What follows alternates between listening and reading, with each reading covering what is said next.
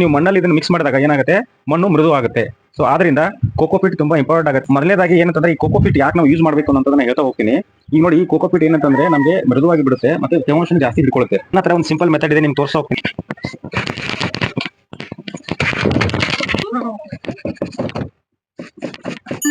Hi, ನಮಸ್ಕಾರ ಎಲ್ಲರಿಗೂ. ಇವತ್ತು ನೋಡ್ರಿ, ಒಂದು ಸಿಂಪಲ್ ಈ ಒಂದು ಕೋಕೋಪೀಟ್ ಮಾಡೋ ಮೆಥಡ್ ನಿಮ್ಗೆ ಹೇಳ್ಕೊಡ್ತೀನಿ. ಇದನ್ನ ನಾವು ಆರಾಮಾಗಿ ಮನೆಯಲ್ಲೇ ಮಾಡಬಹುದು, ತುಂಬಾ ಈಸಿ ಆಗಿರುತ್ತೆ. ಇದನ್ನ ನೀಟಾಗಿ ನಿಮ್ಗೆ ಹೇಳ್ಕೊಡ್ತೀನಿ. ಎಲ್ಲರೂ ಇಷ್ಟು ಮಾಡಿ ಇದೇ ಕೋಕೋಪೀಟ್ ಅನ್ನ ನೀವು ಈ ಮನೇಲಿ ಕಾಂಪೋಸ್ಟ್ ಮಾಡೋಕ್ಕೂ ಕೂಡ ಯೂಸ್ ಮಾಡಬಹುದು. ಆ ಮೆಥಡ್ ಕೂಡ ನಿಮಗೆ ನೆಕ್ಸ್ಟ್ ವಿಡಿಯೋದಲ್ಲಿ ನಾನು ಹೇಳ್ಕೊಡ್ತೀನಿ. ಫಸ್ಟ್ಗೆ ಇವತ್ತು ನಿಮಗೆ ಕಂಪ್ಲೀಟ್ ಆಗಿ ಕೋಕೋಪೀಟ್ ಯಾವ ರೀತಿ ನಾವು ಮನೆಯಲ್ಲಿ ಸಿಂಪಲ್ ಆಗಿ ಮಾಡಬಹುದು ಅಂತ ಹೇಳ್ಕೊಡ್ತೀನಿ. ಬನ್ನಿ ನೋಡೋಣ. ಈ ನಮ್ಮ ಟೆರೆಸ್ ಮೇಲೆ ನಾವೆಲ್ಲ ಗಿಡಗಳನ್ನ ಬೆಳೆಸ್ತೀವಿ.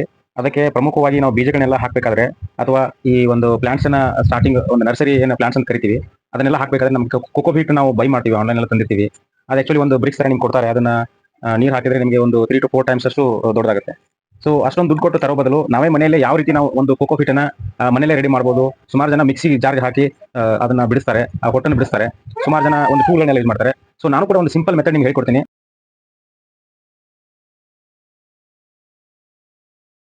ಮೊದಲನೇದಾಗಿ ಏನಂತಂದ್ರೆ ಈ ಕೋಕೋಪೀಟ್ ಯಾಕೆ ನಾವು ಯೂಸ್ ಮಾಡಬೇಕು ಅನ್ನೋದನ್ನ ಹೇಳ್ತಾ ಹೋಗ್ತೀನಿ. ಈಗ ನೋಡಿ, ಈ ಕೋಕೋಪೀಟ್ ಏನಂತಂದ್ರೆ ನಮಗೆ ಮೃದುವಾಗಿ ಬಿಡುತ್ತೆ ಮತ್ತೆ ತೇವಾಂಶ ಜಾಸ್ತಿ ಹಿಡ್ಕೊಳ್ಳುತ್ತೆ. ಓಕೆ, ಇದು ನರ್ಸರಿ ಪ್ಲಾಂಟ್ಸ್ಗೆ ತುಂಬಾ ಒಂದು ಇಂಪಾರ್ಟೆಂಟ್. ಯಾಕಂದ್ರೆ ನಾವು ಸೀಡ್ಸ್ ಹಾಕಿದಾಗ ನಮಗೆ ತುಂಬಾ ನೀರನ್ನ ಇಟ್ಕೋಬಾರ್ದು, ತೇವಾಂಶ ಮಾತ್ರ ಇಟ್ಕೋಬೇಕು. ಬಟ್ ಜಾಸ್ತಿ ನೀರಾದ್ರೂ ಕೂಡ ಅದು ಇಟ್ಕೋಬಾರ್ದು. ಆ ತರದನ್ನ ನಾವು ಕೋಕೋಪೀಟ್ ಅಂತ ಕರಿತೀವಿ. ಅದೇ ನಮಗೆ ಇಂಪಾರ್ಟೆಂಟ್ ಆಗುತ್ತೆ. ಈ ತರ ಎಲ್ಲ ಸಸಿಗಳನ್ನ ನಾವು ಸ್ಟಾರ್ಟಿಂಗ್ ಬೆಳೆಸಬೇಕಾದ್ರೆ, ಸೀಡ್ಸ್ಗಳನ್ನ ಬೆಳೆಸಬೇಕಾದ್ರೆ. ಸೊ ಇದೇನಂದ್ರೆ ಮಣ್ಣು ಗಟ್ಟಿಯಾಗಿ ಇಡೋಕ್ ಬಿಡಲ್ಲ, ಮೃದು ಮಾಡುತ್ತೆ. ಯಾವಾಗ ನಾವು ನೀರು ಹಾಕ್ತೀವೋ ಅವಾಗ ನೋಡಿ, ನಾನು ಹೇಳ್ದಂಗೆ ಈಗ ಆನ್ಲೈನ್ ತಂದಾಗ ನೀವು ನೀರು ಹಾಕ್ತೀರಾ, ಅದು 3 times 4 times ಅಷ್ಟು ದೊಡ್ಡದಾಗುತ್ತೆ. ಯಾಕಂದ್ರೆ ಅದು ನೀರು ಹಾಕಿದಾಗ ಅದು ಅರಳುತ್ತೆ. ಸೊ ಹಾಗಾಗಿ ನೀವು ಮಣ್ಣಲ್ಲಿ ಇದನ್ನು ಮಿಕ್ಸ್ ಮಾಡಿದಾಗ ಏನಾಗುತ್ತೆ, ಮಣ್ಣು ಮೃದು ಆಗುತ್ತೆ. ಸೊ ಆದ್ರಿಂದ ಕೋಕೋಪೀಟ್ ತುಂಬಾ ಇಂಪಾರ್ಟೆಂಟ್ ಆಗುತ್ತೆ. ನೀವು ನರ್ಸರಿ ಸ್ಟಾರ್ಟಿಂಗ್ ಸೀಡ್ಸ್ ಹಾಕಬೇಕಾದ್ರೆ, ಯಾವುದೇ ಒಂದು ಪ್ಲಾಂಟ್ಸ್ ಬೆಳೆಸಬೇಕಾದ್ರೆ, ಫಾರ್ ಎಕ್ಸಾಂಪಲ್ ಈಗ ನೀವು ಗುಲಾಬಿ ಗಿಡ ಬೆಳೆಸಬೇಕು ಅಂದ್ರೆ ಅದನ್ನ ಕಟ್ ಮಾಡಿ ನೀವು ಹಾಕಬೇಕು, ಪ್ಲಾಂಟ್ಸ್ ಹಾಕಬೇಕು, ಅದಕ್ಕೆ ಸೀಡ್ಸ್ ಇರಲ್ಲ. ಸೊ ಈ ತರದನ್ನೆಲ್ಲ ಕೂಡ ನಾವು ಬೆಳಿಬಹುದು. ಕೋಕೋಪೀಟ್ ಇಂದನೇ ಅದು ಚೆನ್ನಾಗಿ ಸಸಿ ಆಗುತ್ತೆ. ಆಮೇಲೆ ನೀವು ಬೇಕಾದ್ರೆ ಯಾವುದೋ ಒಂದು ಕಂಟೈನರ್ ಟ್ರಾನ್ಸ್ಫರ್ ಮಾಡ್ಕೋಬಹುದು. ಸೊ ಈ ತರದೆಲ್ಲ ನಿಮಗೆ ತುಂಬಾ ಹೆಲ್ಪ್ಫುಲ್ ಆಗುತ್ತೆ. ಸೊ ಇವಾಗ ನಾನು ನನ್ನ ಹತ್ರ ಇಷ್ಟು ನನ್ನ ಮನೆಯಲ್ಲಿ ಪೂಜೆಗೆ ತಂದಿರೋ ತೆಂಗಿನಕಾಯಿಂದ ನಾನು ಇಷ್ಟು ಬಿಡಿಸ್ಕೊಂಡಿದ್ದೀನಿ. ನಿಮಗೆ ನಾನು ರೆಗ್ಯುಲರ್ ಆಗಿ ಮಾಡ್ತಾ ಇರ್ತೀನಿ, ಬಟ್ ಇವತ್ತು ನಿಮ್ಗೆ ತೋರ್ಸೋಕ್ಕೋಸ್ಕರ ನಾನು ಇಷ್ಟು ತಗೊಂಡಿದ್ದೀನಿ. ಈ ತರ ತೆಂಗಿನ ಕೂಡ ಕಂಪ್ಲೀಟ್ ಆಗಿ ಈ ತರ ಬಂದಿರೋದನ್ನು ಕೂಡ ನೀವು ಬಿಡಿಸ್ಕೋಬಹುದು. ಇದನ್ನ ಏನಂತಂದ್ರೆ ನೀವು ಈ ತರದೆಲ್ಲ ರಿಮೂವ್ ಮಾಡ್ಕೋಬೇಕಾಗುತ್ತೆ. ಸೊ ಇವಾಗ ನಾನು ಸಿಂಪಲ್ ಆಗಿ ಇದನ್ನ ತೋರಿಸ್ತೀನಿ ನಿಮಗೆ. ಸೊ ಇದನ್ನ ನಾನು ಬಿಡ್ಸಕ್ಕೆ ಏನ್ ಮಾಡ್ತೀನಿ ಅಂತಂದ್ರೆ, ಈ ತರ ನಮಗೆ ಈ ತರ ಇದು ಬರ್ಬೇಕಲ್ಲ, ಹೊಟ್ಟು ಬರಬೇಕು. ಅದನ್ನ ಬಿಡ್ಸಕ್ಕೆ ಸುಮಾರು ಜನ ಈ ಮಿಕ್ಸಿ ಜಾರ್ಗಳನ್ನ ಯೂಸ್ ಮಾಡ್ತಾರೆ, ಸುಮಾರು ಟೂಲ್ಗಳನ್ನ ಯೂಸ್ ಮಾಡ್ತಾರೆ. ಆದ್ರೆ ನನ್ನ ಹತ್ರ ಒಂದು ಸಿಂಪಲ್ ಮೆಥಡ್ ಇದೆ, ನಿಮ್ಗೆ ತೋರಿಸ್ತಾ ಹೋಗ್ತೀನಿ. ನಾನೇನ್ ಮಾಡ್ತೀನಿ, ಈ ತರ ವುಡ್ ಪೀಸ್ ಯೂಸ್ ಮಾಡ್ತೀನಿ. ಸ್ವಲ್ಪ ಇದು ಹಾರ್ಡ್ ಇರುತ್ತೆ ನೋಡಿ, ರಫ್ ಇರುತ್ತೆ. ಈ ವುಡ್ ಪೀಸ್ ಕೂಡ ರಫ್ ಇರುತ್ತೆ. ಆ ತರದನ್ನ ಯೂಸ್ ಮಾಡಿ ಏನ್ ಮಾಡ್ತೀನಿ, ಇಲ್ಲಿ ನೋಡಿ, ನಾನು ಒಂದು ಸಿಂಪಲ್ ಆಗಿ ತೋರಿಸ್ತಾ ಹೋಗ್ತೀನಿ ನಿಮಗೆ. ಈಗ ಸಿಂಪಲ್ ಆಗಿ ನಿಮ್ಗೆ ತೋರಿಸಬೇಕಂತಂದ್ರೆ ಒಂದ್ 2 ಎಕ್ಸಾಂಪಲ್ ತಗೋತೀನಿ. ನೋಡಿ, ಈ ತರ ಇಟ್ಟು ನಿಮ್ಗೆ ಈ ತರ ಹಾರ್ಡ್ ಇರೋದಿರ್ಬೇಕು. ಇದು ಕೂಡ ಸ್ವಲ್ಪ ರಫ್ ಇದ್ರೆ ಚೆನ್ನಾಗಿರುತ್ತೆ. ಯಾಕಂದ್ರೆ ಎರಡು ಕಡೆ ರಫ್ ಇದ್ರೆ ಅದು ಈಸಿಯಾಗಿ ಬಿಟ್ಬಿಡುತ್ತೆ.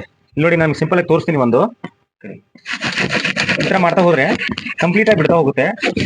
ನೋಡಿ, ಈ ತರ ಹಿಂಗ್ ಬರ್ತಾ ಹೋಗುತ್ತೆ. ಇದನ್ನ ನೀವು ಸ್ವಲ್ಪ ಚಿಕ್ಕ ಮಾಡ್ಕೊಂಡು ಮಾಡಿದ್ರೆ ಈಸಿಯಾಗಿ ಬರುತ್ತೆ. ನೋಡಿ, ಕಂಪ್ಲೀಟ್ ಆಗಿ ಬಿಟ್ಟು ಹೋಯ್ತು ಇದರಲ್ಲಿ.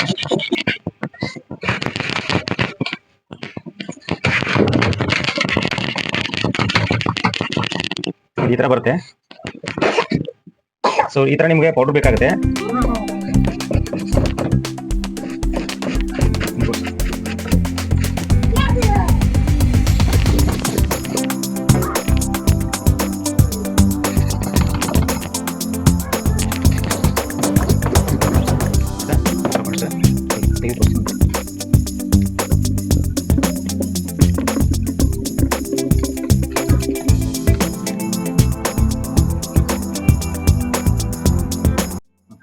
ನೀವು ಏನು ವೇಸ್ಟ್ ಮಾಡುವಾಗಿಲ್ಲ. ಯಾಕಂದ್ರೆ ಇದನ್ನ ಈ ತರ ಗಿಡಗಳಿಗೆ ಇಟ್ರೆ ಇದು ಸನ್ಲೈಟ್ ಅನ್ನು ಡೈರೆಕ್ಟ್ ಆಗಿ ರೂಟ್ಗೆ ಟಚ್ ಮಾಡಕ್ ಬಿಡಲ್ಲ.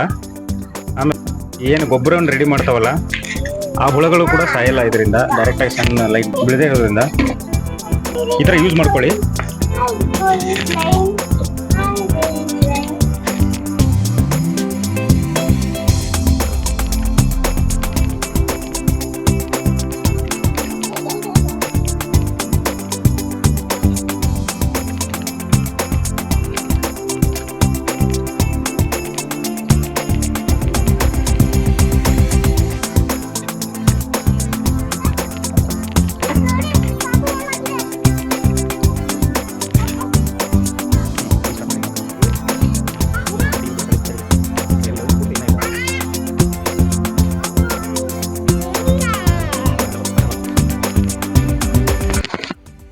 ಈ ತರ ಫುಲ್ ಸಾನ್ಸ್ಕೋಬೇಕು. ಯಾವುದೇ ಥರ ಈ ಥರ ಗಟ್ಟಿಯಾದ ಯಾವುದೂ ಉಳಿಬಾರ್ದು ಒಳಗಡೆ.